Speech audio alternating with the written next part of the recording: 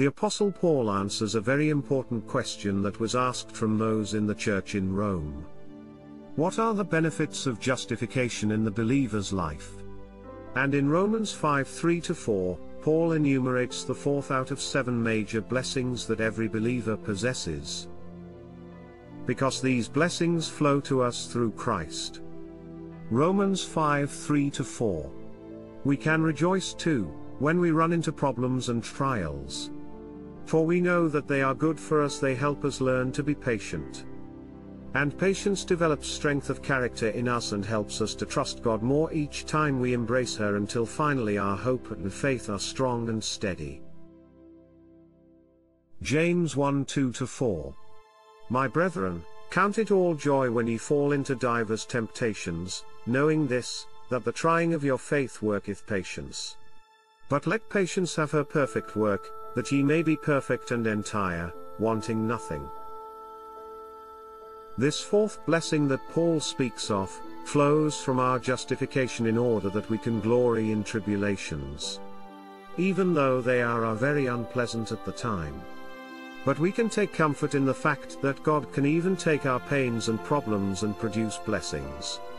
Romans 8:28.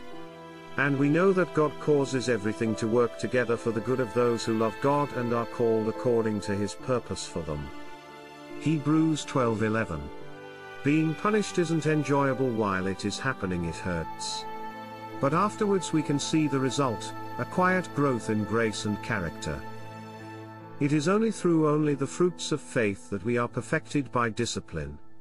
This is how we come to know that we are of the truth, and assure our hearts before him.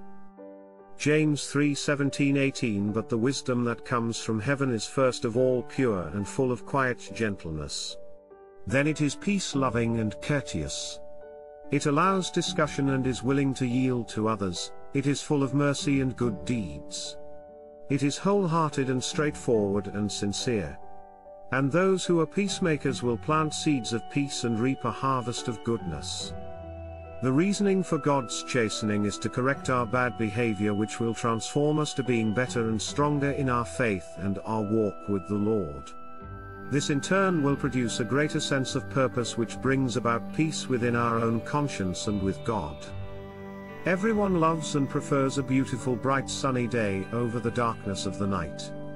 But the truth of the matter is that all of us can truthfully say that we have learned far more about God, life, and ourselves during the darkness of our fears and failures than we have ever learned during those sunny days of our lives. The reason for this is that sunny days come and goes without ever leaving an impression. But the dark days of our lives leaves an unforgettable and indelible mark on our conscience that will last a lifetime.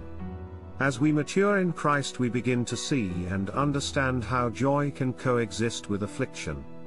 This is because we begin to understand that the opposite of joy is not suffering, but rather it is sin. Because sin separates us from God. Someone may ask how.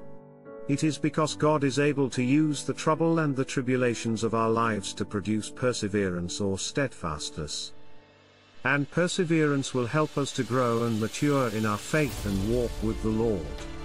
The truth of the matter is that we could never develop perseverance if our lives were sunny and trouble-free. So until the next time, take care.